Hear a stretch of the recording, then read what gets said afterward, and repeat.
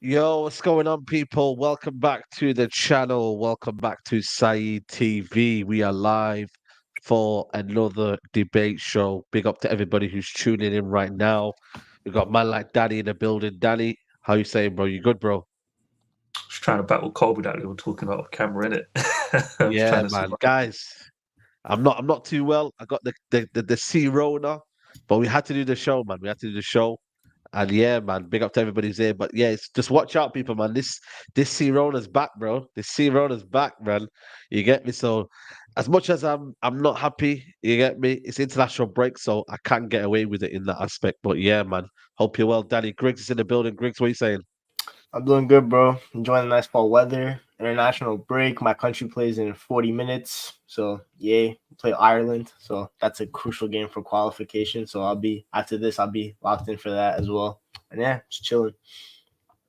Yeah, man, definitely. Big up to you. Staffy's in the building. Staffy, you know what? I woke up late last night, yeah. I must have been about 4 in the morning, and I see you, man, playing pro clubs, and I'm like, I always think to myself, you know what? It's just funny, man. If I wake up like in the morning, I can see Staffy going live at crazy times. But obviously for you, it's like 11 p.m. minutes, so it's not Yeah, too it was bad. early for What are you us. saying, Yeah, bro? yeah. We're good. We're good. I mean, listen, the pro clubs wasn't looking good last night. I'll tell you that. We might have to put Omar on the transfer list.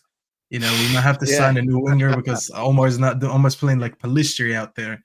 So if anyone wants to be signed to Stavi FC's pro clubs, let me know. Put in your transfer request and I'll review it.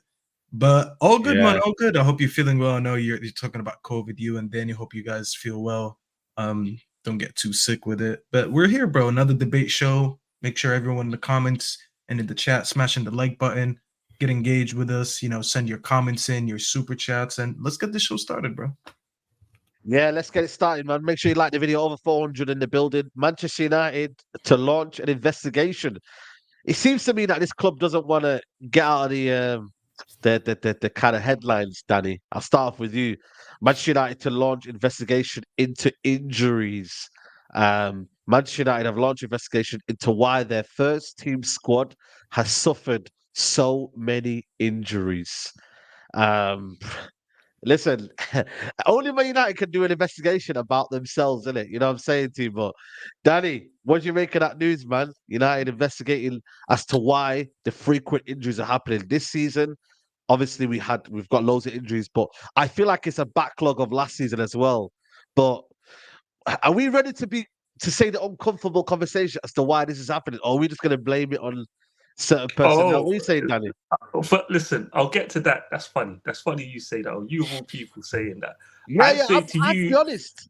since you got onto Ollie about it, you should be getting onto Ten Hag about it. But I am. in terms of the news story, though, in all seriousness, they probably were looking into this 2 months ago. But it's international break, There you so go. you don't go So it makes for sense. Yeah, breaking news about Man United. So they just held it back. yeah. They released it now to fill the space. If you think they just started today looking into that, like it's just international break news, isn't it? But we know the cause.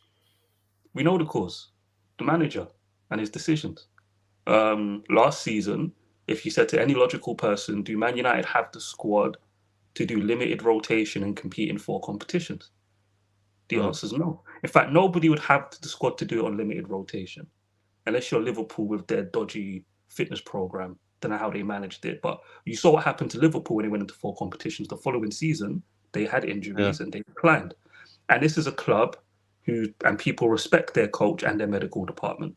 So if that football club, with their title-winning 11, go into 4 competitions, then the following season suffer a decline. Since no one rates Man United's manager at the moment or the medical staff, what do you think would happen the following season? Natural physical decline. That's really facts. what it comes down to. And look, I was riding with Ten Hag on this last season, so I'll hold my hands up and say it's in hindsight. But I know structure's too. I could imagine structure was probably just every day throughout the season at the game, seeing the fatigue off the Yep. ball you don't see on camera non-stop. Um, it's just common sense, right? It's just look. Let's say, for example, me and Saeed have been coached by Jose and Ollie, right? Back to back. And our bodies have been conditioned to work under their coaches. And then Staffy comes in and he's like, nope, no, Ragnick comes in and he says, I want you guys to be high in pressing intensity. How do you flip that switch? Then you get Ten Hag saying the same thing. Now imagine I'm working just as a regular person. If I'm working 6 days a week and Staffy puts me on a training program to improve my fitness, and Michael's working 3 days a week and Staffy puts him on a program, who do you think is going to make gains quicker? The guy working 6 days a week, doing 12-hour shifts, getting little rest, or the guy working 3 days a week in Michael? Who's going to make, over the long term, who do you think is going to get to the peak physical level they want to get to quicker without suffering? Michael's going to get there quicker than me. It's just common sense. Nothing to do with the medical team. Man United fans, it's just an easy out for Man United fans would say it's the medical team. No, your manager played the same team in multiple. And I'm not saying he should have rotated. He had better options to rotate. For me, it's simple. You kept your job because you made top 4. Play the kids. Play the weaker team. Play the players you don't trust. And if you lose in a cup game, you lose. So be it. Because ultimately, you're going to be judged on league games, innit? So in hindsight, that's just how I see it. But as far as the investigation is, I'm pretty sure they were looking into that months ago.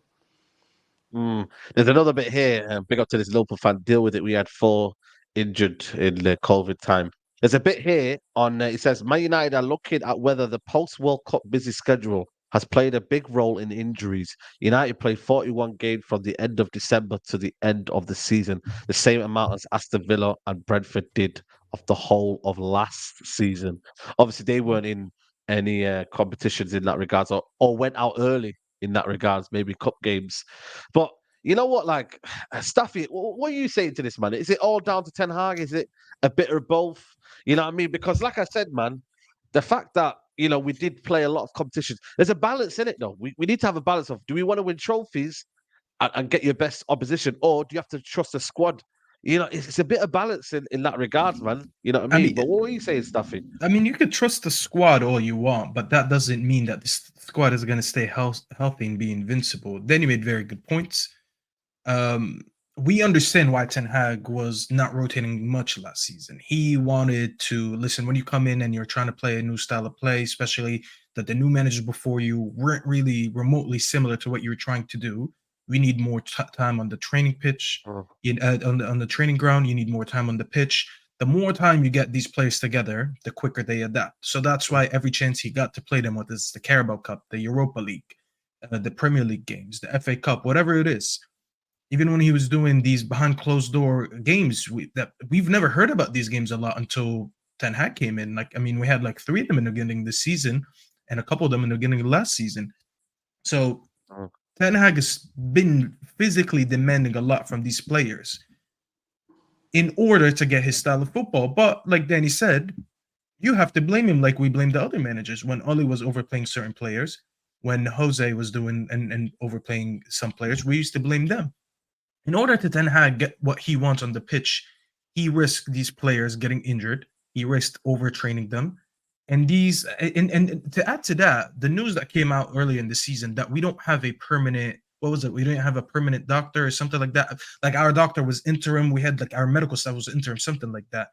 This is something I've never heard of before, especially in a top club, a top 6 club. We should be the number 1 club in the country, and we don't have a permanent staff, medical staff. So you put all these together, and it's a recipe for disaster. Was Ten Hag right for overplaying these players? I mean, when you look at it for footballing reasons, yes. But then you look at it, did we really need to risk all these players for the Carabao Cup? You could say yes, because we won it. But then you look at the bigger picture, they keep getting injured. We're having injuries in the summer. It's only week 8, and we've had like 13 players out. So this is what's happening to us right now was a result of everything that's happened since Ten Hag came in. So it's really going to come down to how you think of it. Danny thinks, listen, I would rather risk losing these games in order to get my best players up and running in the Premier League, because that's the main competition. There's no right or wrong answer for this, really. It's what you want to prioritize. He prioritizes that. There's other people that are like, no, we have to go out strong in every competition and win as many cups as we can, because we probably won't win the league because of City. That might be the way they're looking at it. But to just wrap it all up and let Griggs get his say on it, it's 100% for me down to the manager and to the club having such an incompetent medical staff, or not even having a permanent medical staff. That's an absolute joke. Michael, can you rotate though? You know what I mean? Let me ask you a question, Michael. Like, what like people are gonna blame Ten Hag, but what can he rotate with the quality? They're just not good enough, maybe, man. Yeah, I mean it's a balance, isn't it? Like, who does he bring in? Would you have brought any players in that period? Do you reckon he should have trusted Palestri more last season? He only gave him you know. It's one of them, like, because you know what it is with me now. The injuries are muscular injuries. The big one for me though is Martinez. Lisandro Martinez getting rushed in was a disgrace. Every single person knew Lisandro Martinez was not 100% fit.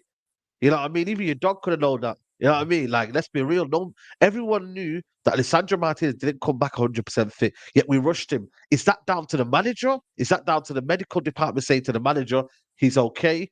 Like, I don't, it sounds to me like it's just, I don't know, bro. What do you think? Sorry, real quick. That's Michael? where you and I differ. So when Oli did it, I defended him. When Jose did it, I defended him. Like, Jose overplaying Matic is different than playing a player when he's injured and asking him to take injections. That's just elite sports. If you've got Wayne Rooney, that same foot injury Martinez has, Rooney did the exact same thing with the metatarsal. Wayne Rooney's an anomaly, bro. He's a world. Yeah, but there are players like that, and managers, all elite managers do this. If they're in a dire situation and there's a player who can play because the injury can be managed with injections or whatever, they will risk. And I told you guys this under Oli. This ain't incompetence from Oli. It's just what elite managers do when they don't trust their squad and they want results. If a guy can play on injections, they will play him. If it's a hamstring, forget it. The manager doesn't have an option. If it's a leg break, if the manager doesn't have a choice, then forget it. The player can't play. If you give the manager and player a choice, they will always take the risk. That's what I was trying to explain to people back then. So that's not incompetence from Ten Hag. I just want to be clear. The incompetence for me, 4 competitions, limited rotation, right? And you knew what the football schedule was. You knew the World Cup was coming. You knew there was a stupid international break before the next pre-season, and you went down this road anyway. And I make one last point. Sorry, Michael, because I know you need to go. I can see the lack of physical development in the players that are fit, Staffy. It's not just about the injuries. The players that are fit and healthy, have they kicked on physically? The answer is no. Why? Because Eddie Howe has had 1 game a week for most of the season. So he's got him and the medical team together have 3, 4, 5 days clear to work on players' fitness and the football coaching. When you're playing a game every single, 3 days a week for most of the season, you're doing limited training sessions and you're working mostly on recovery. What can we do just to get them back on the pitch? That's not long-term physical development. Sorry, Michael, I know you wanted to respond. It doesn't take Sherlock Holmes to figure out like this whole injury situation. Like the limited rotation, I tweeted. Remember when we had like Reading in the cup and Nottingham Forest in the cup, like in back-to-back fixtures, and we played our first team for most of it. I saw Casemiro. I'm like, why is Casemiro playing in a fixture against Reading? I know he scored a brace and everything, but we could have won that game without Casemiro. If you can't beat Reading without Casemiro, then you got to take a long look in the mirror, to be honest with you. Palestra didn't play. Zidane Iqbal could have had chances. Maybe he wasn't good in training, but I don't know what the situation was there. It's just a long, all that fixture list, because obviously the World Cup does take some blame because Winter World Cup, that was the first time ever. But and then the summer tour, we went on a worldwide USA tour, like we're some band, like we're Taylor Swift doing the Eras tour. And let them know about the USA tour in terms of the kind of where they went as well. We went, basically did a cross country trip because they started in the East Coast in New Jersey, New York, and they went all the way across to San Diego and Cali, and then they went all the way to Texas. And by the way, don't forget, they were playing on NFL stadiums, which are not known to have the greatest turf, grass, all that, especially MetLife Stadium, the one that me and Stafford went to. I like to call that the ACL Stadium because all NFL players will tell you that stadium. No, he's not joking. Increases the risk. Swear down. That's crazy. How NFL we players making our complaining research about it, bro? Because Said the first game of the New York Jets. Sorry, Griggs. I mean, Griggs was telling me about Rodgers. that. Aaron Rodgers was about 40 years old. He just signed for the Jets, which was supposed to be about to be a championship season for them. 2 minutes in, he does his Achilles. That's how bad that pitch is. Because his Achilles got stuck in the turf, because the turf there is like terrible. They don't it's just a whole heap of mess. But it wasn't just us. You guys saw like Chelsea went on the USA tour. You saw what Nkunku, the knee injury. Yeah. Brighton, Villa, all those clubs that went there, Arsenal, Timber got an injury within like a 2-week period after that. It's just like that kind of like tax is just so tiring. And it's not easy traveling across America, especially going from East Coast to West Coast. That's a 6-hour flight. That's not. It's the same amount of time to go from the US to UK. If you really think about it, pretty much maybe like an hour flight. Oh yeah, because we went to San Diego, didn't we? Yeah, that's all San the way across the Diego. country. So East Coast, West Coast, then all the way south in Texas. That's that's not on Ten Hag. That's on the club. Obviously, commercial reasons. They want to like Adidas, all that kind of stuff. I'm not gonna blame that on Ten Hag, but then you schedule the 2 fixtures in preseason in the UK and then Ireland, and then you have the Prem starting the next week, and then you have a bunch of like Safi said, the behind closed doors. We just had one like last week, like Donny Van de Beek score or something like that. Like it's just way too many fixtures, and I think Ten Hag could have done a better job like rotating in preseason, because I think our starters did actually get enough minutes in preseason, which kind of already put him behind the schedule in terms of physical development. And you're just seeing it, because I remember when the season started, Luke Shaw looked like out of shape in the first, because he barely played in preseason. What did he play, like 2 games, maybe? It's just a whole mismanagement. That's true as well. Luke Shaw, how many games did he play in preseason? Was it 2? Maybe 2 or 3 maximum.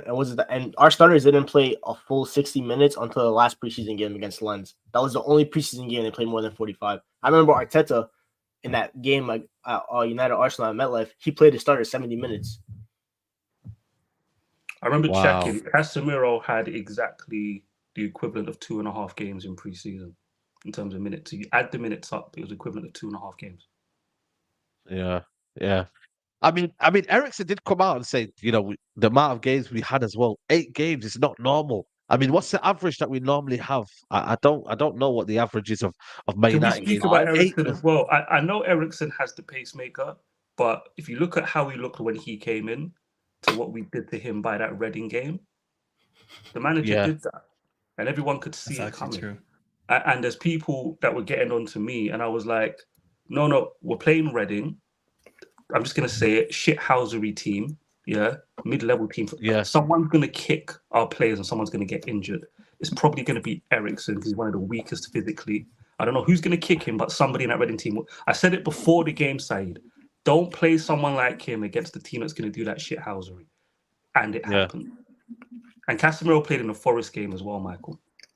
He didn't just play in the Reading. So and I get onto Casemiro a lot, obviously, like the on the ball, but it's no shock that this guy looks physically washed. No player goes from like how physically dominant Casemiro was coming into our team after Real Madrid, because it's the same guy that bossed the UCL final 2 months before he joined us, and now he looks like he's 45 instead of 32 or however old he is. The guy can't run. Even Bruno side, because you're in the state. You know how much fake running I see from Bruno just to keep up. I know. The guy's got no energy left. Yeah, he's just jogging to make it look like he's running because he doesn't want to be cooked for not running. He's played like 6K minutes in the last year, something like that. Most minutes in Europe. Like when you look at his minutes, 6,000 minutes. Basically, 6,000. He's up there with goalkeepers. That's crazy. Yeah. That's crazy. You know what? Big up to Cole's in the building. Cole, we're just talking about the Man United investigation to the injuries. I don't know if you've seen the news lately.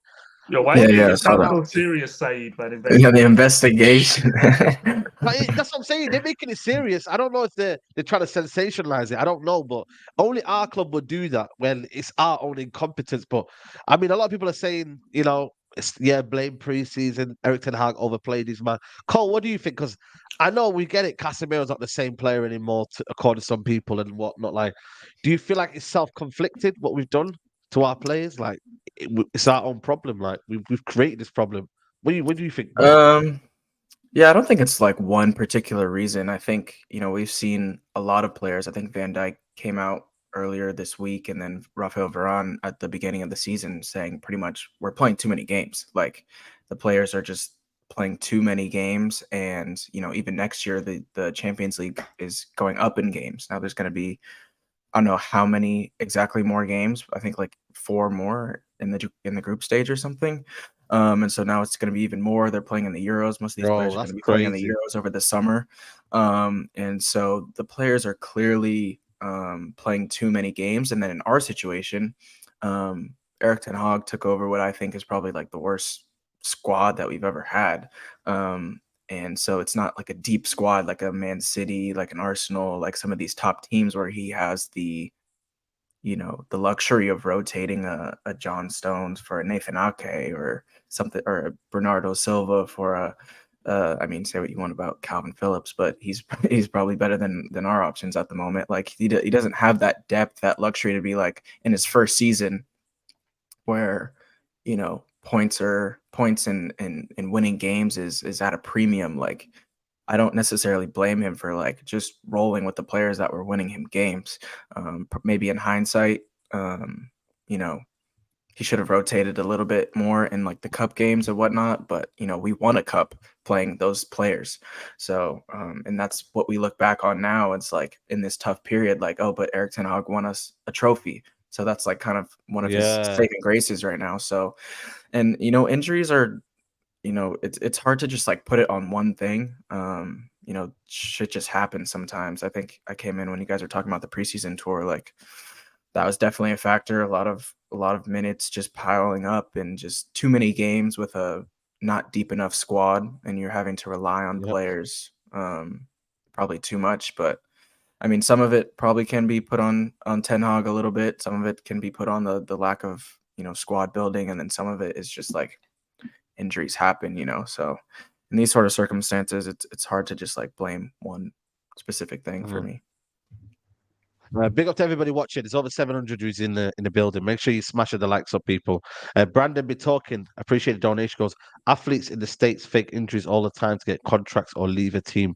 Do you guys think they're faking to force Ten Hag out? Arsenal fan here, but big up, guys. Listen, we've had the whole training situation with with Sancho. I don't think players are faking injuries. Like Lisandro's his guy. I mean, sure. I'm not gonna lie to you. Muscle injury. I tell you when he's out players for a do while. fake injuries, they fake it when they don't want to play in an international friendly. Yeah, I remember Guillaume Balaguer telling a story about Marcelo laughing when he got back to Madrid because he convinced the Brazil doctors he was injured when he wasn't. So for international, like but at club level, you're gonna limp and have a fake hamstring injury for 3 months if you're Luke Shaw. So they can do a scan and say that it's good too. Like it's like exactly. But can't really fake an MRI.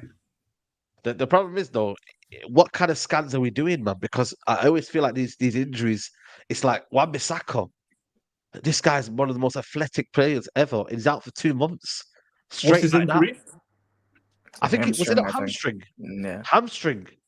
I spoke to his I think he's back, almost back. You know what I mean? Like his physio. I spoke to his physio the other week, Wan-Bissaka's, and he said he's soon to come in. He's a guy who recovers quickly. Like he's not a guy who, you know what I mean, is normally injured. You know what I mean? Like, but even him, man, like 2 months out. We're not even talking about a good little 2 or 3. Hamstrings used to be 3 weeks. 3 to 4 weeks. That's what we grew up on. Yeah. But yeah, we grew up on hamstrings 3 weeks. This grade now, this hamstring is so mad, bro. Like it must be a severe, like it must be either doing a lot of pressing in training, a lot of training. Like they must be doing too much in training.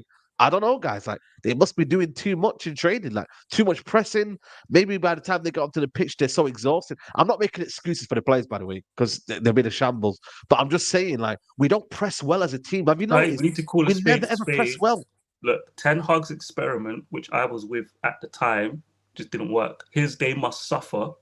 So, do you know what it is? It's an old school mentality, where if you train till you throw up, that's good training. This is what people used to think 20, 30 years ago. You speak to a trainer now, you don't need to throw up when you're training to make gains. There's other ways we can help you make gains without you passing out and throwing up. So Ten Hag's experiment of the players have to suffer and it will build their fitness and their mentality, unfortunately, is come back to bite him. We saw gains up until January, February, but since February, decline. It's just the experiment didn't work. That's just the reality of it. I've got a comment from John Myrtle just come through now. He's saying he loves to talk in it, man. He's saying here basically the mixed results achieved so far can partly be explained by the fact 16 first-team players have been injured or unavailable for periods since the start of the season. This represents 2/3 of the strengths and means Erik ten Hag hasn't been able to choose his best 11 once this season. Fortunately, some injured players are starting to return, which should make a difference. Why is Aye, this a listen, man. statement? Where's this from? I don't know. I don't know. Obviously, United Plug have put this out. It must be from somewhere. I'll have to verify the source as to where he said it from. But yo, man, he's even coming out and basically trying to say it's okay, man. Once he gets his injuries back, we should be back to kind of square one. I don't know if it's the kind of pressure he's trying to put on Ten Hag to try to say, yo, listen, when you get your man, I want you to perform better in that regards. I don't know if it's that or if it's just a case of he's trying to give him some bit of boost to kind of say, you know what, it's not all doom and gloom in that regards. I don't know. But like I said, man, it's the injuries. I don't know, man. I think for me, it needs to be sorted out because I feel like we get one player and then one player gets injured. Like that's how it's like now. We get one player in, one player's out. We get one player in, two players out. Like we can't be doing that, man. Like we need a fully fit squad, but that has to come down to Ten Hag and Mandem. I don't think his stubbornness can allow this, man. I think he's too stubborn. He's got this in his idea. He's got something that he has a vision, and he's like, you know what? Nah, you're not. Like Casemiro has to play or whatever, or some players have to play. Like I don't know, man. For me, you've got to be able to kind of lose that stubbornness and think, right, I've got to use a squad. You've got to use a squad.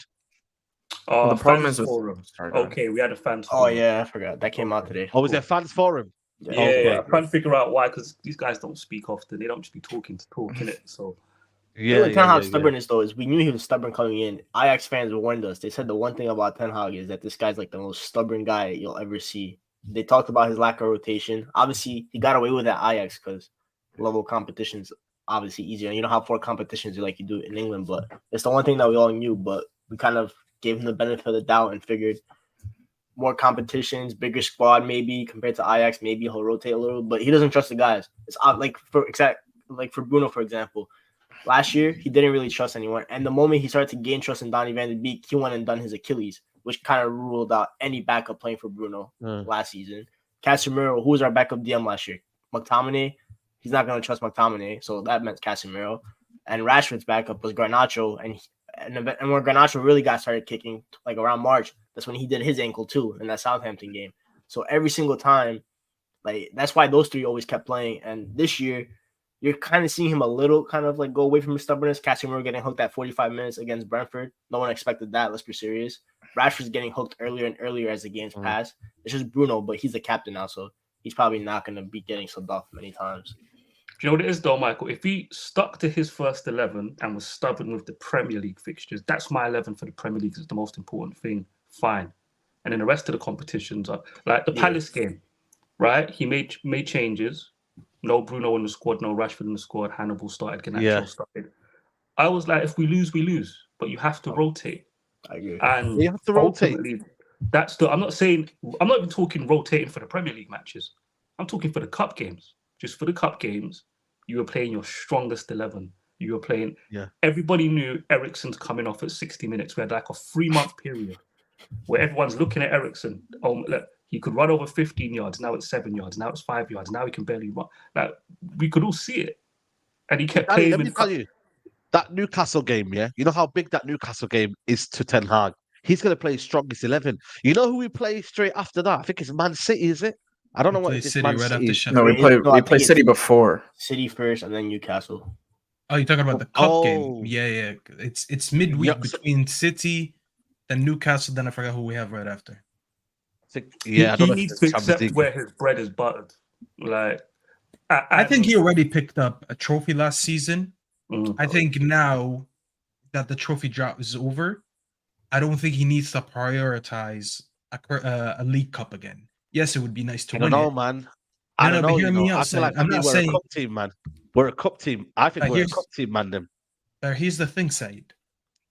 Winning cups and prioritizing the League Cup are 2 different things.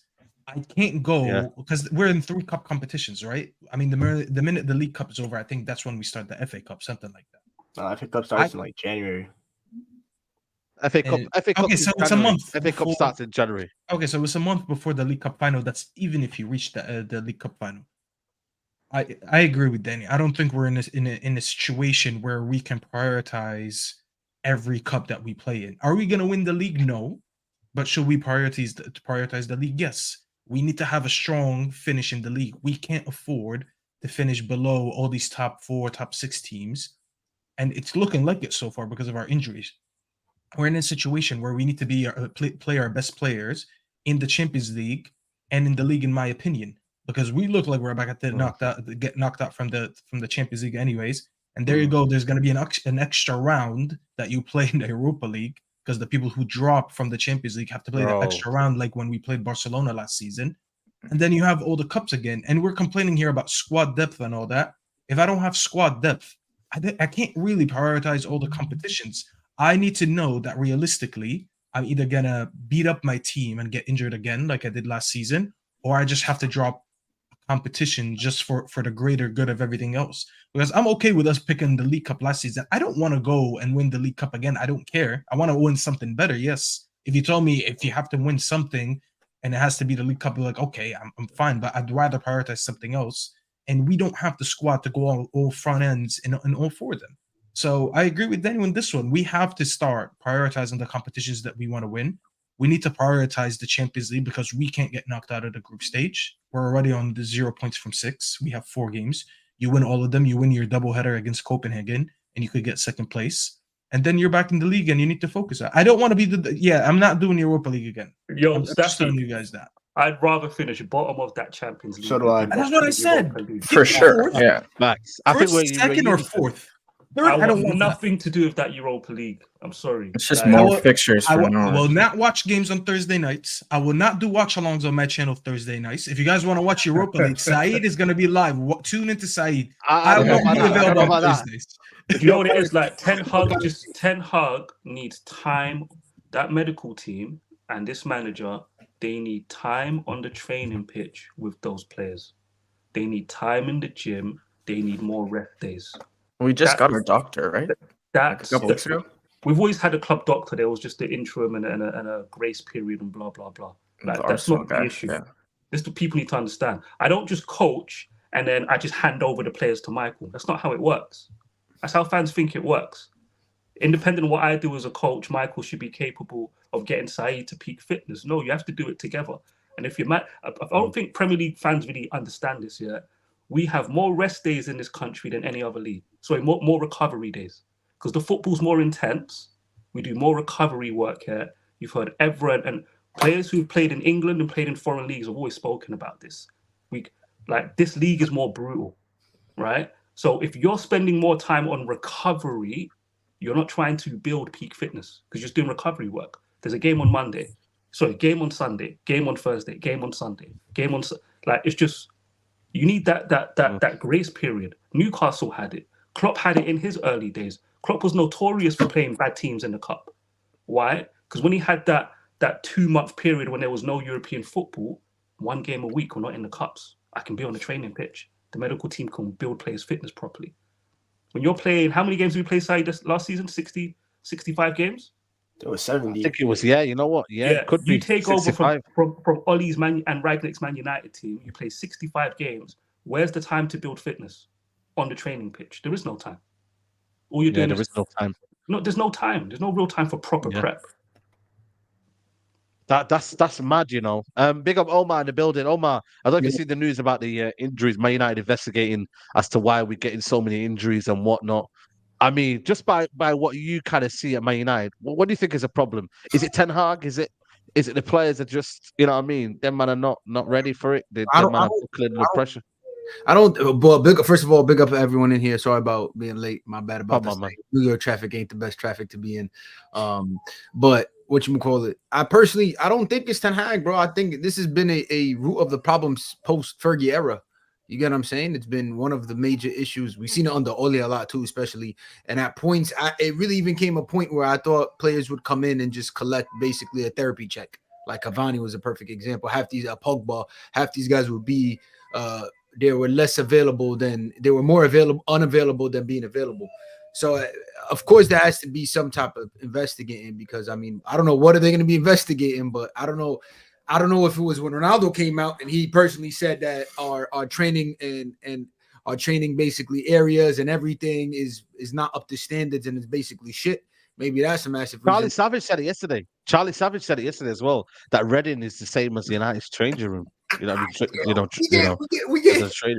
bullied by Charlie Savage already. The boy ain't even Boy, ain't even what play. Oh, that's crazy. But there you go, bro. If Reading is the same as Manchester United, and we're Manchester United technically, oh man, that's great news. So there's your answer. That's why players are coming in crippled, coming out crippled. You know, but I really don't think it's fitness, because if we're playing 70 games, other clubs are playing 70 games, other clubs are playing 65 or whatever number of games that we are playing. So that's just the standard. They're not though. It's only a handful. So City didn't play 70 games. So City have a deeper squad and have been with their manager and built up a certain level of fitness to handle those type of football matches. So you're talking about a different environment and a different situation. This is what people are missing. That's what people are missing. You saw it with Liverpool. Liverpool showed everybody we've got the intensity, we've got the fitness. When they competed in 4 competitions, what happened the following season? Nothing but injuries. But that was on them to really not build the squad depth, you know. But that happens, right? So it's just when you take over from Oli and then Ragnick came in, they can't press, yeah. Well, Oli had them for 2.5 years and he weren't coaching them to do intense pressing. So what makes you think as an interim manager you can come in November, December and get them moving, playing like Leipzig? It's not going to happen. So when Ten Hag took over, he just had to he knew what the schedule was and he had to navigate it. What he needed was time on the training pitch, more time on the training pitch with those players. When you play 64 games, you're not getting that time. It's just a reality. No, Jurgen Klopp, and by the way, Jurgen Klopp said this when Ragnick came in. Do you remember Jurgen Klopp's press conference? Ragnick will learn quickly. In England, you don't get time to coach. He literally said it. Ragnick will learn quick. You do not get time to coach in England. It's different here. It's just different. That's why, Danny, my point. That's why he was using every competition as time to blend this team together. When that was my initial thought, because all of these games, it's either you train during the game or you train on the training pitch. It's one of the two. And that I think he was trying to train them in the smaller games, in League Cups, Europa League, FA Cup. That's what he was trying to do. That's why you saw Bruno starting in League Cups. That's why you saw Casemiro starting in League Cups. That's why De Gea wasn't. You know how you usually bring in your second goalkeeper in these games? De Gea was playing every game. He didn't get rested in any of these games because he wanted him to work on his distribution. So he was using these games to train. But obviously, we know the intensity of games, especially that you're against a real opponent. It's a competitive game. It's higher intensity than being on the training pitch because you might take training seriously, but not everyone does. And you slack maybe just a little bit in training, but in the game you can't do that. So that's just to my initial point. Honestly. Even with the Ajax fans telling us how stubborn he was, I started looking into the minutes Martinez was playing in Ajax, and I'm like, oh, he never got up to 30 games a season when he was at Ajax. That's interesting. Why? Let me go look. I look at Anthony. Anthony never played the full fixture list in just the Eredivisie alone because he always got injuries. Wow. And they only play how many games in the division? How many games did they play? I think it's 32. No, I think it's 32 or 34. Is it 34? Might be. Yeah. Right. So neither player got over 26. So I started looking at it like, So I looked at Martinez. This is like months ago. I looked at Martinez minutes. He played way more minutes in his first. Saeed, I said it on this show in February. When he came back from the World Cup, what did I say? He's not the same physically. He don't look the same. Just physically, I can tell his aggression in his mind. He didn't even play in the World Cup, though. He didn't even play in the World Cup. No, but just traveling. Just. I'm just saying. I'm giving you a timestamp. I'm not saying because of the World Cup. I'm saying after as a timestamp. In February, I looked at this guy and I thought he's not the same physically. He's suffering from coming to England, playing all these football matches, and his body's not prepared for it. And he's here with a coach that he's worked with before. It's just the reality of the situation, man. You need that grace period to build up the fitness of the team when you take over from Jose and Oli. Because come on, they coached more like conservative style of football. I mean, you saw it too, like different. That Newcastle Cup final was like the last time that we had all our that was like our physical peak. That was like the last game our players and then after that and then once we got bounced out of Europa, we had the one game a week. Then you slightly saw like those last maybe 5 performances of the season. You saw our physical started to pick up again, but at that point it was way too late. Anyway, knocked out. So it was like I think it's also almost 20 games between after World Cup to that cup final. Might have even been more fixtures. It was way too many. The like what you were saying about Lissandro and Anthony not playing that many games. Like if you rotate in like an elite game in the Eredivisie and lose at Ajax, like it's not nearly as big of a deal as if you do that and lose at Man Premier United. League. Like it's that pressure Yeah. of winning every game at Man United is just like It's massive. different. Like regardless of it's No, like I'm it's saying they easy. missed games through injuries. So if you're a player and you've never played more than 2,000 minutes, right, in a weaker physical league, when you come to a league that's more intense and you play 4,000 minutes, how's your body going to hold up? No, I agree with you. I'm just That's saying like he point. doesn't. No, I agree. I'm just saying like he probably he was just relying on his guys because that pressure of winning every game, like this is working. Like I'm just gonna keep going with these guys. Like I'm not saying that it's, you know, it's pretty obvious that it was gonna catch up to us at some point with just the minutes that we're taxing on coming into a way more intense league and more games. But I'm just my bad. Go ahead. I'm just confused. Like what? So they were supposed to come in like what? Like rotate, or they're coming to play? So just the cup games. All we're saying is if Ten Hag, because we knew before and he doesn't like to rotate his team. So if he had his first 11 for the Premier League matches and didn't want to change that team, I get it. But it's the fact that he kept playing his strongest team particularly for the first half. Say first 2/3 of the You're saying season. like the Carabaos, So, but aren't those something? in those games, you just take the L. You play a weaker team. If you win, you win. Great. If you lose, you lose. Just like when we played Palace. Some first team guys were there, no problem. But play some kids. If you win, it's a bonus. Great. We go. This was this team against Reading. This was the team against Reading. God damn. You know what I mean? This was against Reading. Hey, Martinez wasn't playing. Yeah, I mean, Martinez doesn't play for this one. Lindelof, Maguire. That's when Martinez was drunk out of his mind in Argentina. No, check the date. What's the date? What's the date? It was definitely January. Yeah, I don't think Martinez. January. He was in Argentina, bro. He was drunk. He was slightly hungover. back by then. That was when he raised. That was He slightly back by you weren't that drunk. You weren't drunk in February, but. What was the other cup game? What was the other cup games? What was the other cup games that we played? Europa League. No, the Barcelona game, but that you understand we gotta play them. Forest, the second leg of Forest, because we won the first like 3-0, so you figure that job is done pretty much. You finished. Oh, and we went strong. And he went strong. That's a good call, Griggs. What about Charlton? He rotated. Yeah. I think he rotated in that game. No, Rashford scored a goal that game. I remember. Came off the bench. Burnley, good shout, Sophia, in the comments. Burnley. Bro, even the Charlton game, the team was. There was these games where Manu played the 10 in the Charlton game. I remember there was a game Dalot got injured, came off, and then was starting against Charlton. I remember that sequence, for example. Was it like He played Dalot and got injured. That was a game where Dalot kind of went off. And that's when that was the end of his season, kind of. But I remember, if you look, Dalot got injured either that game or the game before, and then started. Yeah, but Kobe Mano in the 10 right there. Alanga, Garnacho. He rotated in that game. This game he rotated in. Yeah, he rotated this one. He rotated this one. It's the sequence of matches. Yeah. Right? Yeah. So we're talking about a point where the team already has mileage.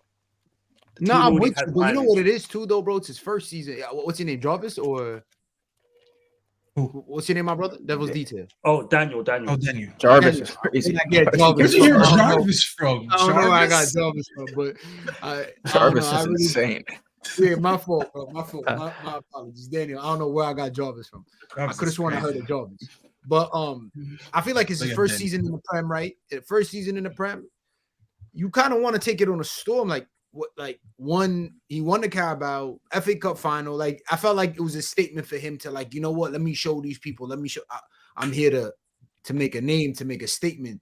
Which he was very close. This is wild, man. In all three finals, but. I could see the point of the rotation was probably crazy now, deep in it. Yeah, this was wild. But this is wild, man. This is when we won the first game. How much did we win? 1-0 or 3-0 or 2-0? 3-0, and he played this team in the second leg. Yeah, but if you put Scott McTominay and McFred in there, we're not losing 3-4. They're coming back. We're not losing 4-0 to force that home, man. Nah, but we're not losing 4-0 though, man. This is the game where I was like, bro, what are you doing? What are you doing, bro? Varane, Martinez. Bruno. No, wait.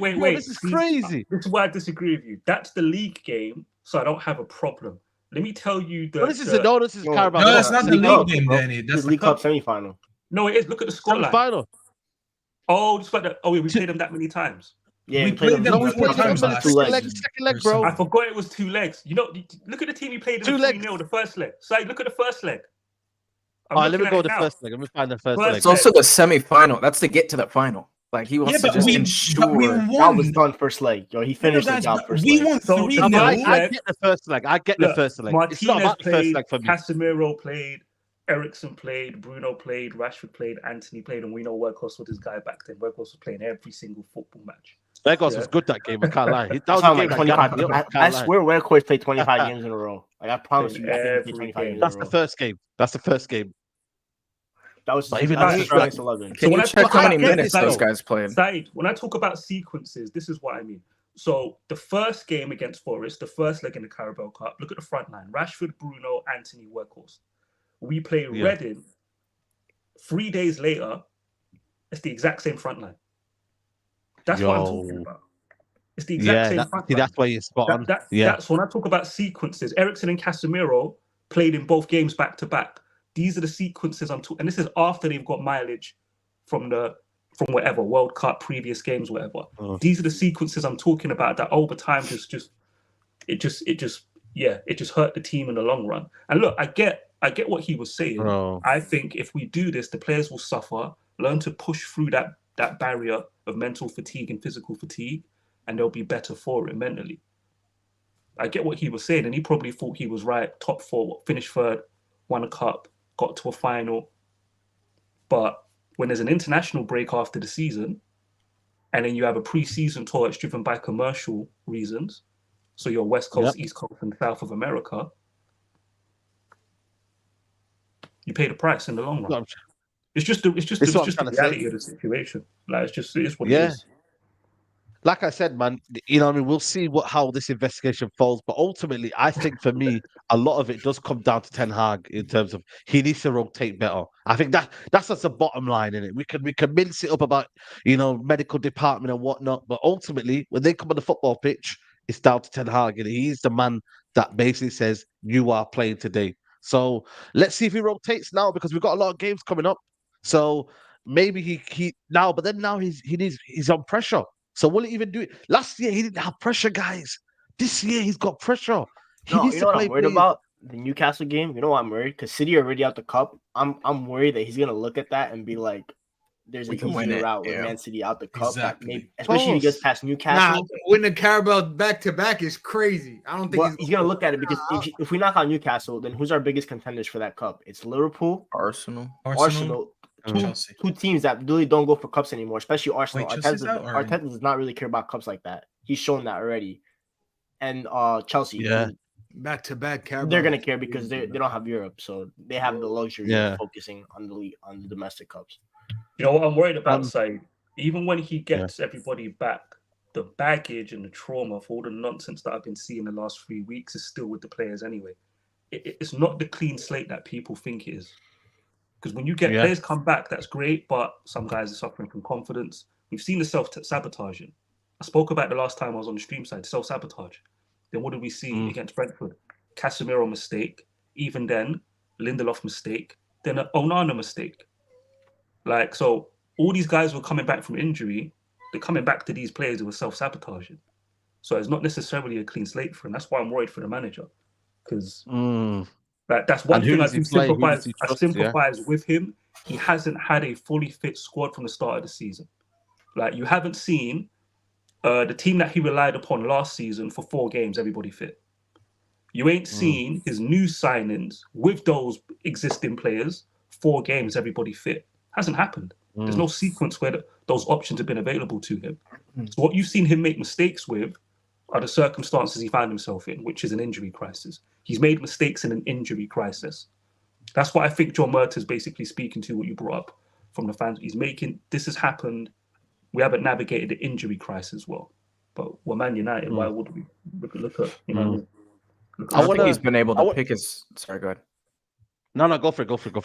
No, I think he came out a few weeks ago and said he hasn't been able to pick his preferred starting 11 since he became manager, because Martial was injured like right away. It's just crazy to think about. Yeah.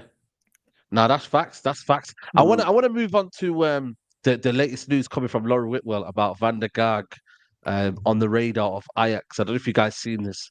Louis van Gaal would recommend Ajax move for Mitchell van der Gaag if manager Russian Stein loses his job. I thought he already lost his job.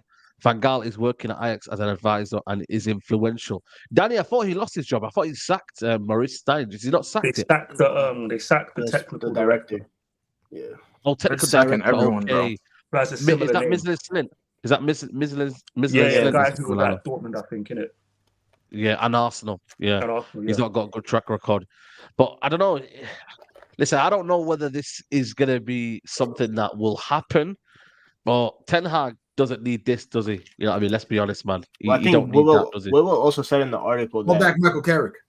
Ajax said that Ajax know that it's going to be hard to tempt him out because I think United are going to try to keep him because they want to keep Ten Hag happy, and I don't think Ten Hag really wants to lose his number one coach, especially during this crisis. It's probably not the best time to lose your top coach. You can't make an assistant manager stay. We learned that under Carlos That's Queiroz. true. He left twice.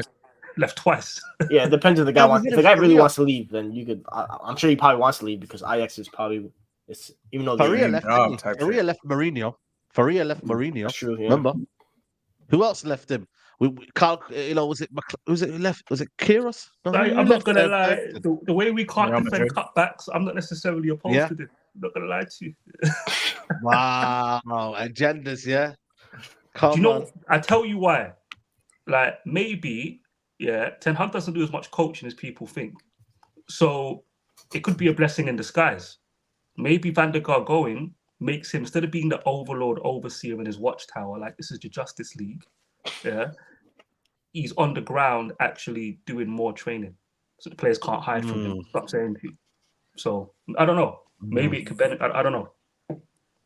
Just a theory. I think the stability, the lack of stability doesn't help any team, though, does it? Let's be honest, man. Like, as much as we say he might be a blessing in disguise leaving, and I don't think it helps United right now when they're lacking a bit of, stability. But you know what it is? You always want to be the main guy, man. He probably thinks I'm a better coach than Ten Hag. He probably thinks, yo, man can do it. Man can make a name for myself.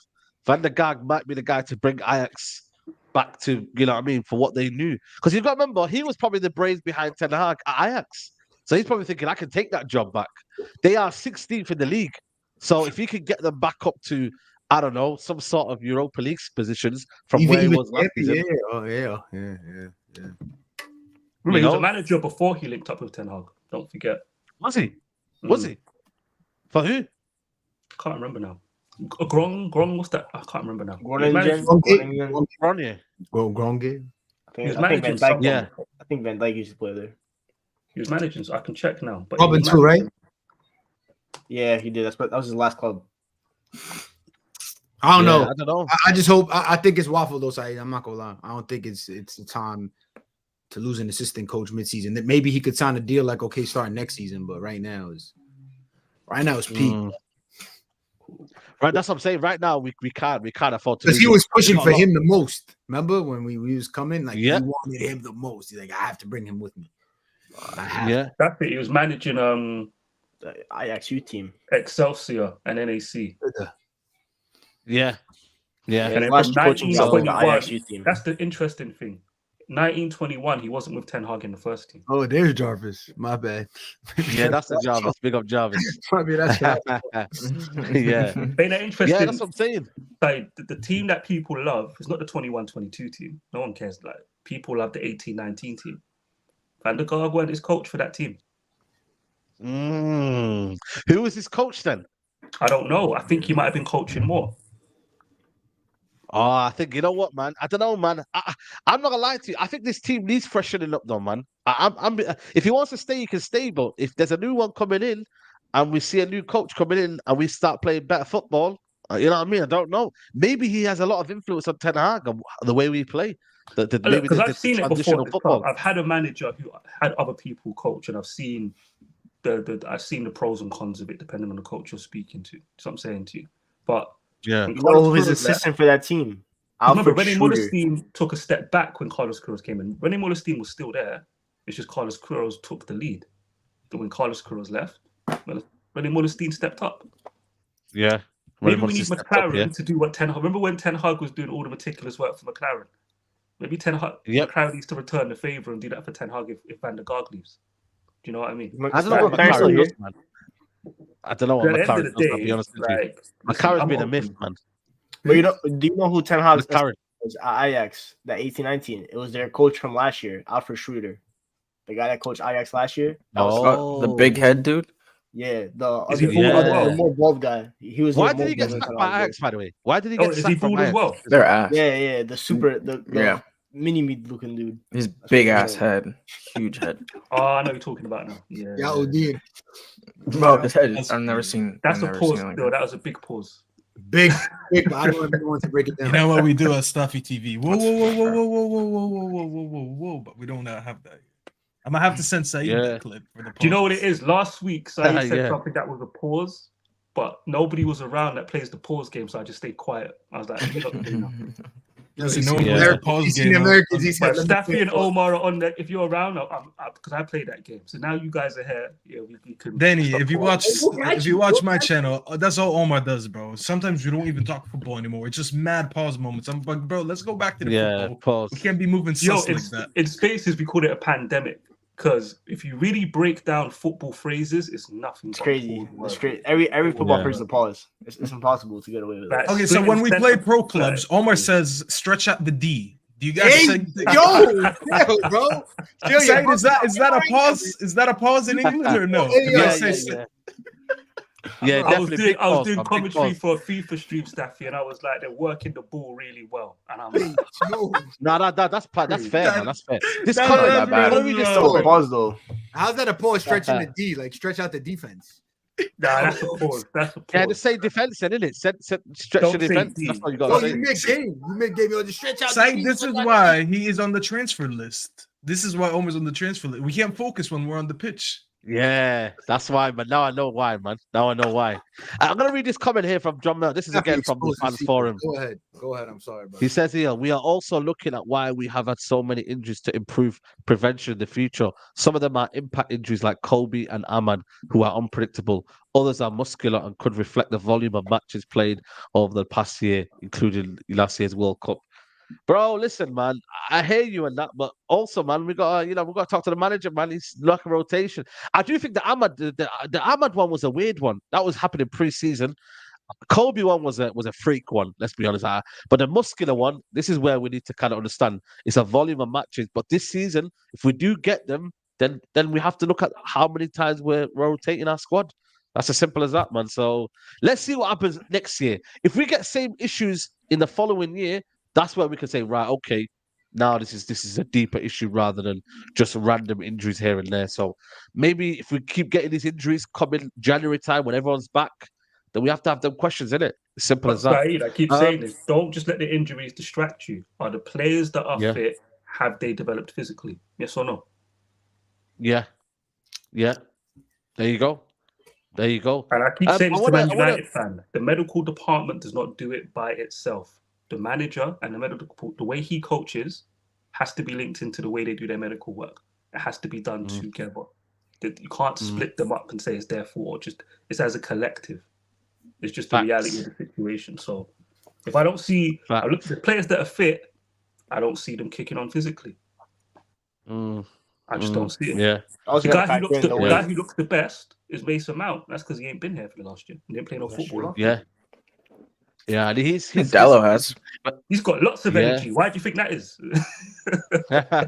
He may not be anymore. Even Hannibal too. He He wasn't here last year, so he Bro, was even unaffected Amrabat, I saw Amrabat running back the other day. I'm like, bro, you've been here 3 days and you can't give me that 3 games and you've already lost that sprint speed I saw in the World Cup when you raced Mbappe. Bro. To be fair to him, he didn't have a preseason. To be fair to him, he didn't have a preseason. It's also the didn't problem have- with he didn't have injuries, though. preseason It's like stuff. you're relying on the reliance on the players that are fit go up even more. Like Dallo, because we have to rely. He's played like 6 straight 90s in a row because all of our other players are hurt, and then that puts him at risk for getting injuries. So when like Saeed was like, we get one player in, one player out. That's kind of the reason why, is because when so many players are out, the reliance on the players that are fit go through the roof. Have to play so many 90s. I wanna discuss Andre Onana. There's some news coming out about possibly Eric Ten Hag making a change in goal if Andre Onana's Form does not improve. Has anybody watched Bayendid? Like, has anybody watched him? Does anybody know if No he's clue. good enough? No clue. Danny, have you, with your scout reports I and think I'm anything wasting like my that? Like, Y Scout minutes on watching his goalkeeper from. No, I'm good, my bro. I'm not, How do we know this is an AI image? Like, how do we know that's not an AI image? You know yeah, why I look at you know what? Saeed? It's We'll Maybe it find doesn't look out. like looks that, very, yeah. very fake. When Onana goes to the African Cup of Nations, that's when we'll find out. Simple. You know, the thing is, Onana has already said that he might not even go if his form continues like this at Man United because he wants to stay and work on it. I'm expecting him to go, and if that's, Yo, he I'll should find go out. gain confidence. I can't lie, man. He needs to go, man. He needs to go to the AFCON, mate, and Well, get confidence over there. apparently our goalkeeper the- coaches with the- are really working with him now. Not saying AFCON easy, but I'm just saying he could definitely gain confidence over there. What's easier than what's going Yeah, we'll on? see him playing from the halfway line if he goes to Africa. Yeah. He's gonna make You know, let me ask the you a easiest question. mistake over there. So obvious. I think there's something about they're saying that they need to work on the way he kind of is in pressure. You know, pressure moments. He's not, the same player, etc., etc. They're trying to work with him basically to They find want him. out. They want him 1v1. They want him to stay up longer, Yeah, right? And then also, he doesn't get down to low shots very well, right? So they're just looking at that technically to It's say a how bit they can stiff, improve if I'm it. being honest with you. I always say this. This Yeah. is just coaches are coaching. This Man United news. It's just funny to me. Like, coaches are going to coach. Yeah, there's no way that needs to be. Especially to his left. It's A not even like brief. his right. It's mostly like the low post shots to like his left. He always struggles at those. I don't know why. Because he doesn't play his foot correctly. I don't know. I'm not a goalkeeper. So. his positioning is poor, man. You know, when you see positioning, his positioning for me is very, very poor as a keeper. I think his reflexes are good. His shot stopping is not great, but I just think his positioning, if he positions himself better, I think he does better with his overall keeping. Don't get me wrong, though. Some of the saves that he's been making, his fingers are like made out of butter because he's just not been able to get a stronger hand on it. You know, his hands has not been strong enough to get the movement that you need to kind of push the ball away. Now it feels like the ball's always coming back into the net. Like there literally could be a goal, yeah, and the shot's gone that way, but he could actually make it go back in the net.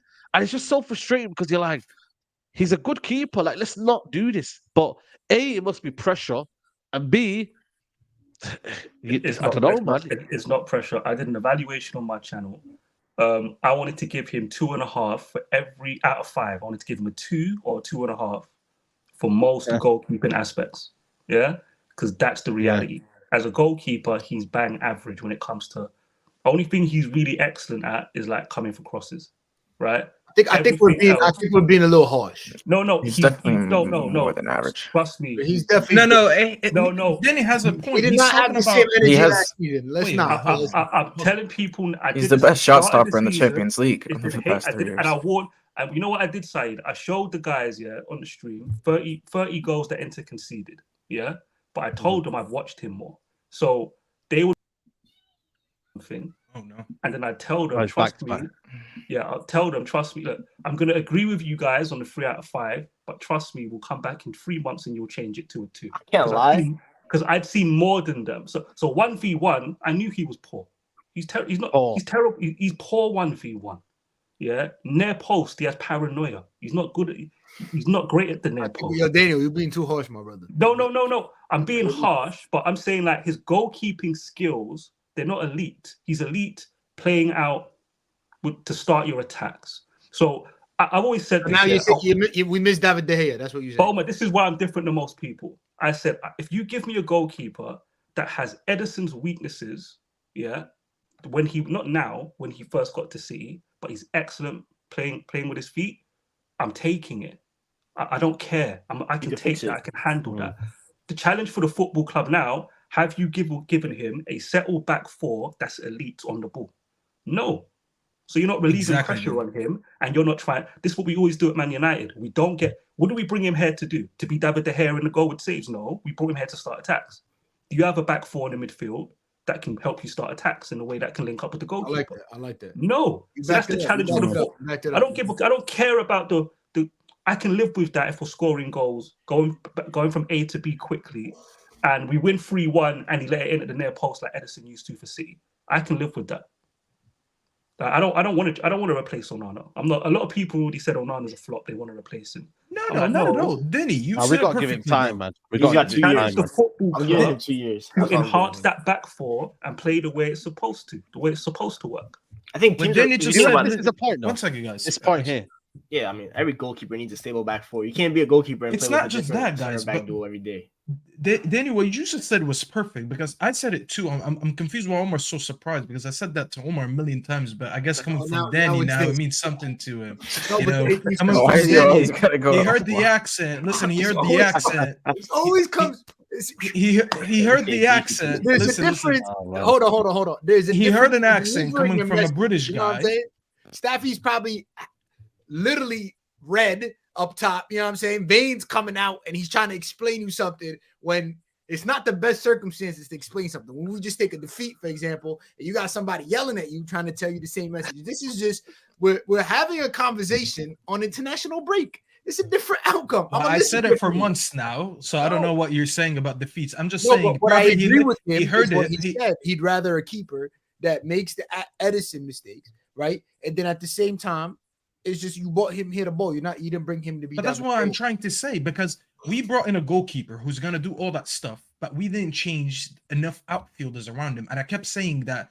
Griggs, you've been on my channel a lot. CK, you've been on my channel a lot. You guys heard me say that before. When we don't change enough players around him, and we're still playing with the same weaknesses that we had when De Gea was there.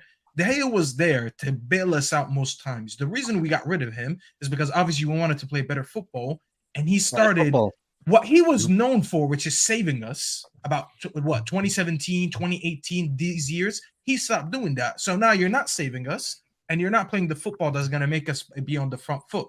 So we had to change it. But we changed the goalkeeper. We got a goalkeeper who wants to be on the front foot, but he's still conceding the same amount of volume that De Gea chances that De Gea was conceding. Is he a better shot stopper when De Gea in his prime? No. But is he going to make us play on the front foot? Yes. How do you play on the front He's foot? 27, man. He's 27, Change- guys, man. But how do you make him play on the front foot? You give him better footballers around him. Is Varane the best ball passing center back in the world? No. Is Wan-Bissaka a great elite right back who's gonna get out of the press and build it from the back?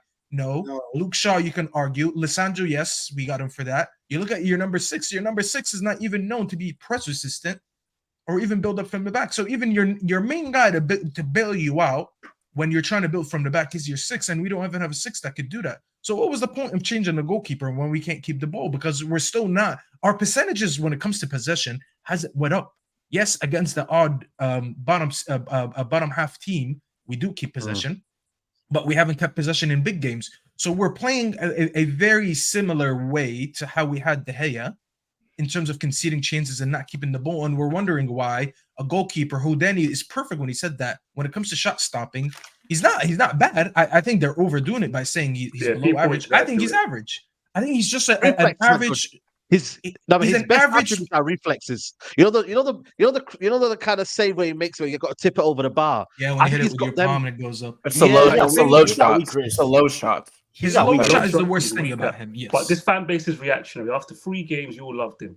Now you're saying he's a flop, and Not really. Oh, I still love him. I'm buying an Onana jersey. No one's Like, saying. you have to I do more. love Onana. Remember the Tottenham game? The Let's pass try to when he stand came true. out at midfield and then passed it over to Garnacho.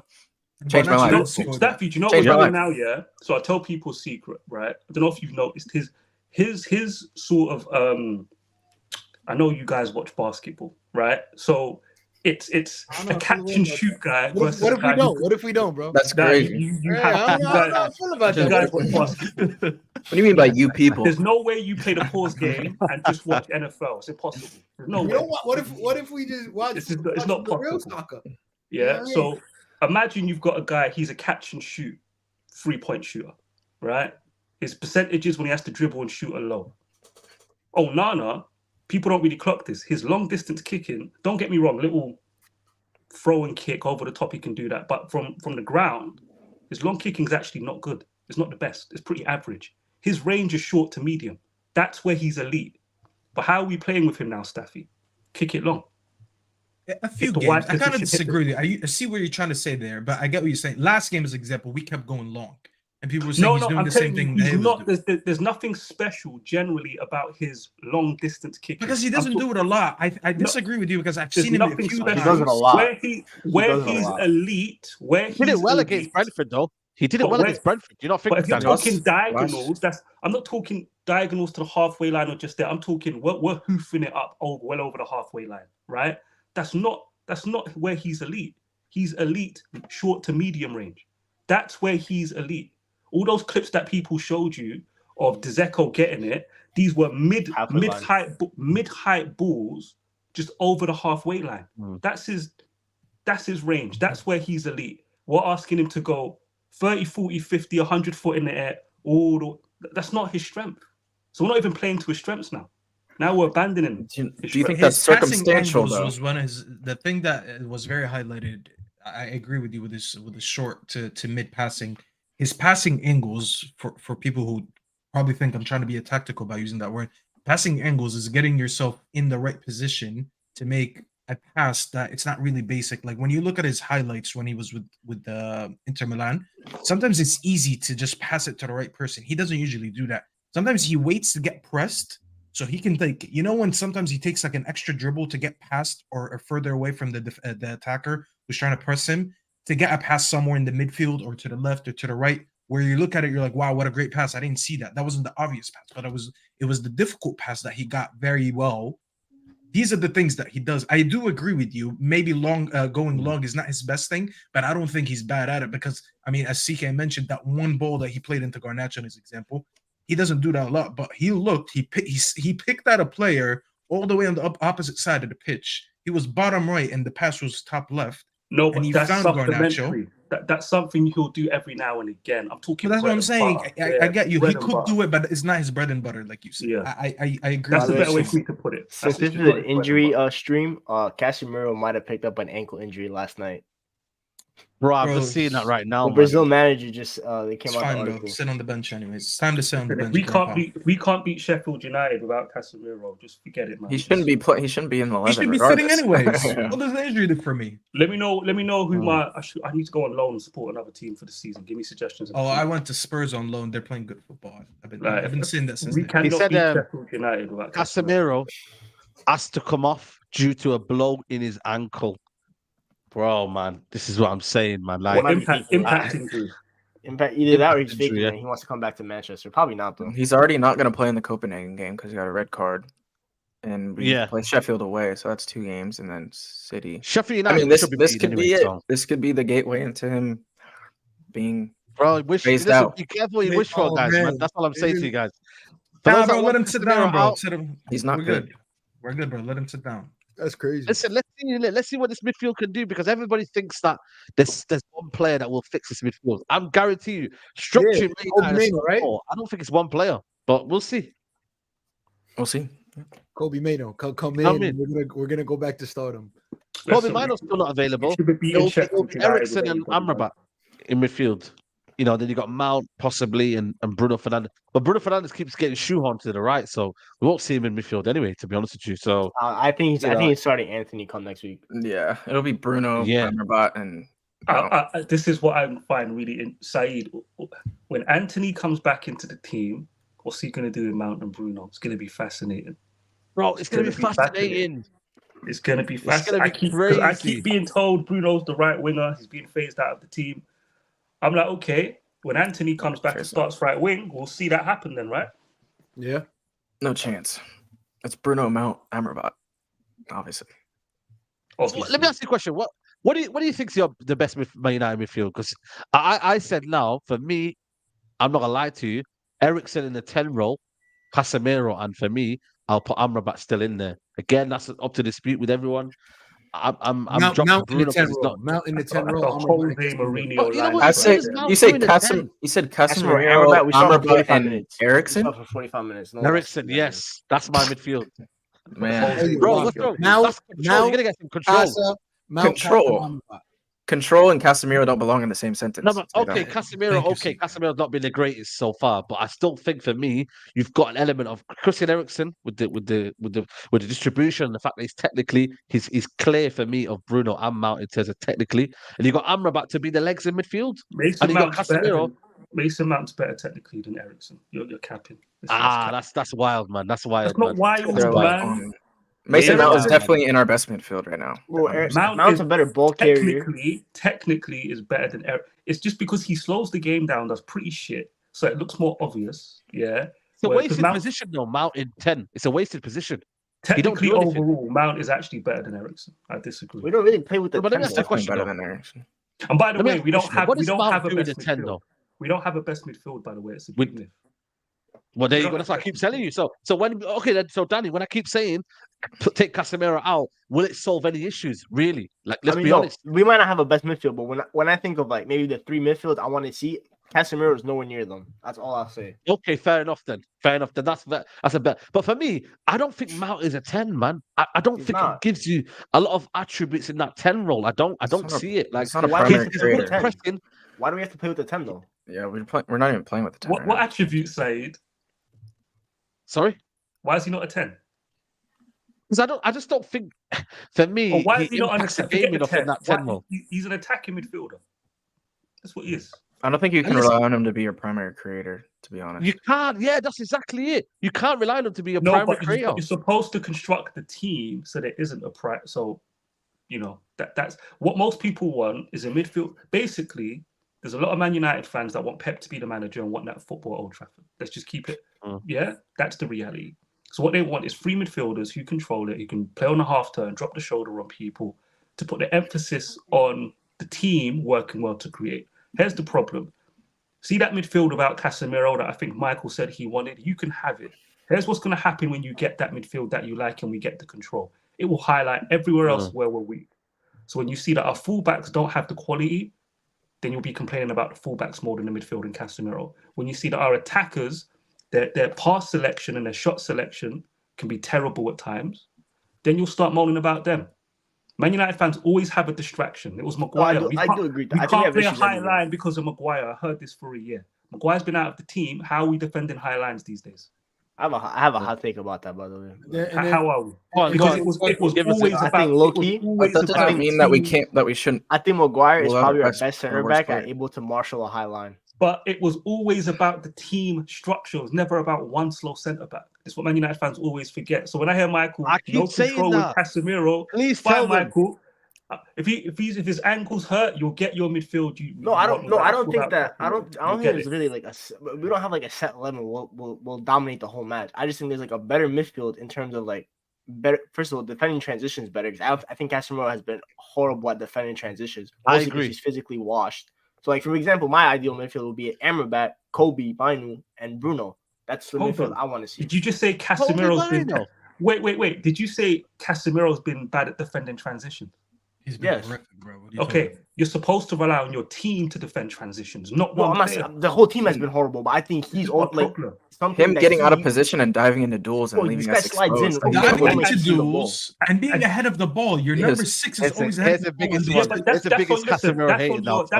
If you play under Jose, you think it's just like, bro, the people watching the game with their eyes, or do we just look at the Champions League? This is where it bothers me. Do you think Jose Mourinho will let Casemiro crash the box like that? Your manager, I think that's on Ten Hag too. Yeah, that's your manager as well. If he plays for Jose, you see him glued to those centre backs, and just intercepting. Yeah, your manager is asking him to do a playmaking role. He doesn't have the skill set to do. That's why I don't want him there. I think. Did you say your manager? But I'm telling you now, your manager. You're not a United fan. Yeah. Well, no, because when people, I don't like the people the way to just blame it on Casemiro. He's not the reason. I'm not blaming it on him. I'm just there's saying no right now, defensive midfielder that handles those transitions against Wolves by themselves. He doesn't. No, there is. I'm saying I think Amrabat is better equipped at handling transitions in the way that Ten Hag wants to play right now than Casemiro. So it's not just defensive transitions though. It's just duels in general. He has like a 40% duel win rate. That's not true. That's a lie. So you didn't see it's 56%. Listen, I'm on White Scout now. Cole's got his stats. I'm on White Scout now. Can I tell you, Danny? Cole's got his stats, He's a stat man as well. I'm on White Scout now. Listen, that Jack Fawcett tried it earlier, and I corrected him. Yeah, it's 56%. I compared all his defensive stats. In Prem. I compared Casemiro. We're talking about the league. I'd say this: rely on the eye test. I compared Casemiro's defensive stats to Paulinho. Casemiro eye test. Hold on. No, you're better relying on your eye test because when you compare his stats to Paulinho's, Casemiro comes out better overall in most defensive metrics. Rely on your eye test. And for the league, it's 56%. It's not 40%. Bro, I don't think And let me putting just a correct 6 people. only Ground fixes duels- the issue. Wait, real quick. Let me correct people. Ground duels includes offensive duels. So if you want to include offensive duels, yes, he's at 40% if you want to use Sofa Score, which is terrible. If you're talking defensive duels, he's at 56%, not 40%. It's a big difference. Ground duels. Obviously, I don't think taking on Casemiro fixes our whole issue, but it's clear that Ten Hag's midfield needs to be 3 engines, like 3 players that are complete engines that are workhorses. And for me, Casemiro obviously that I agree with. For me, I think someone like Amrabat, who we all know is a workhorse, we saw it, like that's evident. I think Kobe Manu has the engine, especially because he's younger, so he has much less mileage on his legs compared to all the other midfielders in the team. I think maybe Bruno, maybe you could also put Mount, but then if you take out Bruno and put in Mount, I think you lose a lot of creativity. So that's why I would put Bruno in right now. It's kind of like you get control if you put Mount instead of Bruno, right? Yeah, you get more control, obviously, but then also it's a like win like lose factor because like you obviously gain Mount's energy, which I think would be amazing, but then I don't think Mount can create to the level that Bruno can, obviously. So I would try with Bruno first, but if he's still struggling, then I would put in a Mount and see how that midfield works, or even a handball, because I think you just need this midfield needs workhorses. And Casemiro, it's not that he's not a workhorse; he just has a lot of mileage on his legs, especially because he played so many minutes last year. That Amrabat. Agree with what Danny said, though. Do you agree with what Danny said? Do you agree with Danny says that the manager has to have a sense of? Yes, I agree. I think Ten Hag needs to be a little bit more safe with like how he has sets up, because this system is also part of the reason why we're so injured, because you're asking these guys to defend so much large spaces that it's impossible to do it. Over 50, 20 yards, which they're not capable of doing because we don't have the players to do that. You see the second Palace game? I like that game, Michael, because if you notice, Casemiro was on a yellow card, I think from the first half, right? And I was doing like a watch along in the space with people. People were saying, take him off. And I said, you don't have to take him off in this game. They was like, why? I said, have you noticed we're stopping Crystal Palace's counter-attacks because we're surrounding them 3-1. We're not relying on 1v1 duels to stop Palace from counter-attacking. We're surrounding them. That's good rest defense. That's how a good team stops you from hitting you on transition. We lose the ball, 3-4 people have to surround the player to get it back. This 1v1 duel, one person solving the problem. If the team structure is not right, it don't matter who you put in there. I saw Amrabat treading water trying to chase Eze. Or did you miss that in those 2 Palace games? He couldn't catch Eze up. No chance.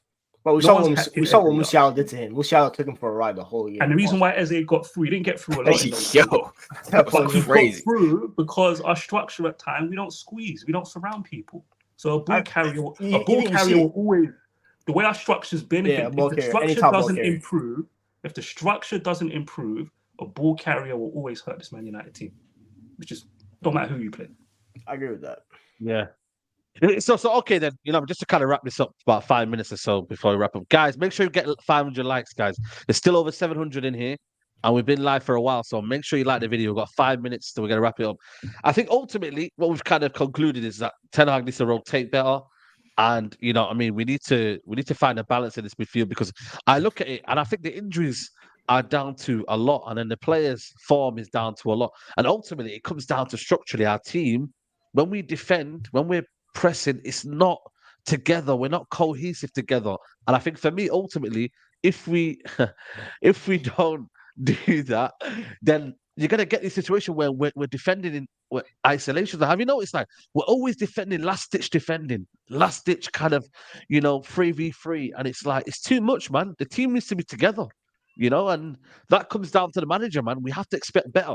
Hopefully, after international break, we get a different Man United, and we see us playing in a bit more, together in that regards, man. So let's just see, man. But does anyone think it will get better after the international break, or do you think as the players come back? Because I think once the players come back, there shouldn't be any excuses as to why we shouldn't see a better level of performances. It can't get much worse than this. So One player's back also. No, I don't think so.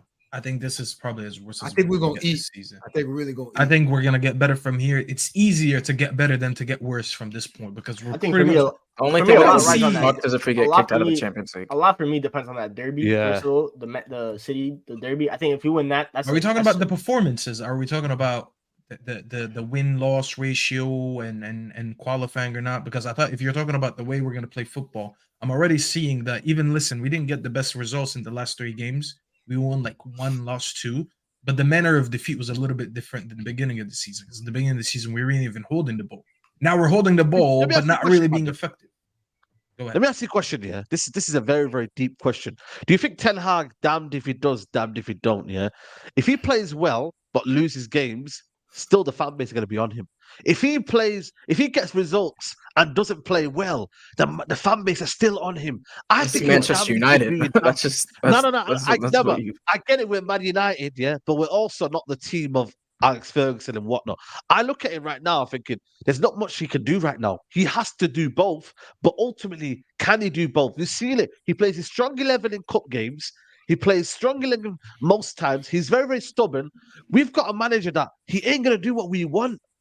That's the thing we got to realize. He ain't gonna do what we want. And right now, I can't lie. He's playing like it's results based. I want to win, and that's it. I don't care what you lot think. I don't care Omar think. CK. I don't care what I any think of that's you the way guys he in should the be. chat think. That's the way he I'm should. not gonna That's the lie, way he it's just should. because it's just all the curveballs he's been getting hit with all season. First, the Anthony shit, right? And then you getting the injuries, and then this, and we Mason Sancho. Mount, the players you got in that you're trying to build with are unavailable. So how are you gonna move? And then the players that you finally get that you want and that you have all your faith in them are out of form. So it's just There like you go. so it's been very hard for him to play. And I feel like in the beginning of the season, we tried to see him playing the identity he wanted, but we didn't have the personnel to actually commit to that. Fix Because it, yeah. lots of players he wanted to stop. And then when we went back to the old players, it was a lot of we got exposed. But I just feel like it's slowly even the old players are because like the perfect example. I don't want to big up the Brentford win, but makes me big up the Brentford win, it was actually the players that participated in the Brentford win. And that's your old school players basically were on there, right? Your Harry Maguire's, your Scott McTominay's, they gave you a performance. So it just shows you, okay, now I could get the bench to move. And that's really the ultimate goal, is to have the backup to see the squad in. I think I said this before you joined the stream, Omar. He's made mistakes, but you have to look at the circumstances he's made mistakes in. He's made mistakes dealing with injuries, scandals, etc., etc. That's the context. That's why he deserves time. The biggest concern, Saeed, I said it last time I was here, self-sabotage. Those players will create ways to concede goals. That's where their most creativity is right now. It's not to score goals. It's how can I find a way? I'll invent a way not to clear a football. A la Lindelof. Watch this. You think this ball's gonna get cleared? No. Watch this. Onana. You think? Talk about your boy giving up the ball. Yeah, Casemiro. Yeah, there we go. Bro, you know what we do. I spoke about it before, but all three of them, they will find a way. I just wanted to hear it again. So. You're a nasty piece. There you go, man. There you go. Well, listen, Set him up crazy. It's been a good debate show, people, man. I appreciate everybody who's tuned in. Free Casemiro. Hey? He said free Casemiro. This is why you're getting transferred. Free Casemiro. Yo, guys, if you want Saeed man. on my pro clubs and you want Omar out, say something in the comments. Yeah. Everyone send W's for Saeed. What position does Omar play? Right wing. Right wing, bro. I swear That's he plays okay. like police. We did a tactical What type tweak of right yesterday. winger is he? We did a tactical No. My boy Griggs and CK came in on the Ten Hag and Van der Vaag, whatever. Yeah, we turned him into Adama Traore.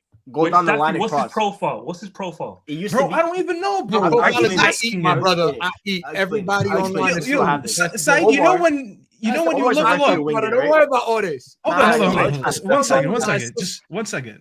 Is he a kick and push winger? What type of winger is he? Bro, but that's what I'm trying to tell you. You know when you just level up your player in pro clubs and you go to attributes and you know what you're trying to be, so you focus on them. Omar just a jack of all trades. You don't know what he's good at. I don't know if he's good at crossing. I don't know if he's good at shooting. I don't know if he's a dribbler. I don't know if he's fast. Every time you give him the ball, it's just like he gets the ball, turns, runs. Trust the process, man. Yeah, believe in him. I think he'll come good. He's right-footed winger. I think he'll come good, man. Like he tried to believe in him. Believe in him. He tried to invert as a right-footed right winger, which doesn't obviously work. So we did a tactical tweak, and now he's Adama Traore. He just goes down the line and puts in a cross. That's all. That's his job. That's it. I get goals. Saeed, I get goals and assists. That's what matters. People are saying that he was Dan James. So if he wants to be the Egyptian Dan James, he'll do that. Crazy. But listen, man, big up to everybody who's been here, man. Like I said, debate show, solid debate show. Every Friday we give you the debate show. Danny, it's been a good one, man. Big up to you for coming on. And yeah, man, this season I think we're good friends, man. There's no arguments this season, man. Everything's all good, man. What's going on, man? Until no agendas on. until football starts What do they again. call it? United in grief. That's what we are, man. That's what it is. That's it. That's it. United in grief. Make sure you follow him, man. Devil in Details. Weekly shows on there, man. Make sure you follow him. Make sure you follow Staffy TV. He's going live. This will be redirected to his stream. So big up to Staffy TV. Michael Griggs as well is on his YouTube as well. Make sure you follow him. CK. Make sure you follow CK State of Footy. You get me? Make sure you follow him on TikTok, YouTube, Twitter, all of that. And Footy Yo, Fanatics, before we man. go, I'm sorry, wait. Before we go, I need to ask Staffy and Omar this question. See Michael's name. Is that not a typical American cop name? Like in a cop show, Michael Griggs. When I see that name, I mean, Wow. that's a lot. Crazy. That's not my full last name though. That's the thing. My full last name won't fit on this. That's why. Yeah, his last name is, Okay, you know, those fair Greek enough. last names. It's a long ass Greek name. Grigius. Yeah. Okay. Cool. Yeah, make it short. And But let yeah, me man. shout out the show that I'm about to do that Saeed said he's Go on. redirecting Go to. for it. We're actually doing a ranked show. So we have 4 different categories. We're going to be ranking the top 5 most overrated players in United. By the way, it's the Premier League era only. So top 5 overrated, top 5 signings, top 5 worst signings, and top 5 players in Premier League era. And I can tell you, since I'm the only person who saw the list between everyone, because Omar's going to be on, Griggs is going to be on, and Sika's going to be on, I can't wait to go over Omar's list. That list, bro. I'm like, bro, is he watching the same football we're watching? I'm telling you guys, everyone's going to watch. I have the you know what it is? visuals I ready. know who. Is I that know the whole Prem era? Yeah. So basically, Okay. like, whenever if the Taibbi is not in there, you guys don't know your match. No, I Taibbi, know. but you can't consider that. Taibbi? Taibbi, you can't really consider. That was Nah, he was bad. He was bad, If man. you watched him Taibbi was enough, bad. oh, no, God. he was really bad. But you know what it is? There was bigger problems than Taibbi, bro. Bebe's in there. Bebe's in Yeah, there, but surely as well, man. that's- I'm not that's- spoiling. Oh, I'm we not won't. spoiling. But Saeed, Omar, that's No, Saeed. don't spoil it. That's Gamble. Saeed, All right, then. Omar's number 1. I can't wait for you to watch it. You're not Omar's gonna like number it, 1. but it's the truth. It's the I already He's truth. know gonna who it is. hate it. I already I know need who it Saeed. is. Saeed, I need you in the comments because you might have to be a tiebreaker. And I'm a Say fan. that. Omar's Mind you, I'm a number fan 1. of my number 1, but it's the facts is facts. We got I'm not finesse. saying we who got it For is. which category? We got I'm not for gonna all of spoil them. it. Just Yeah, wait. for Just all of them. wait. All Just of wait. Fine, them. then. All of them. What a I'll teaser. redirect it now then, people. Love for coming on, people. And like I said, make sure you check out Staffy TV. I will see you next week. Take care, guys. Bye.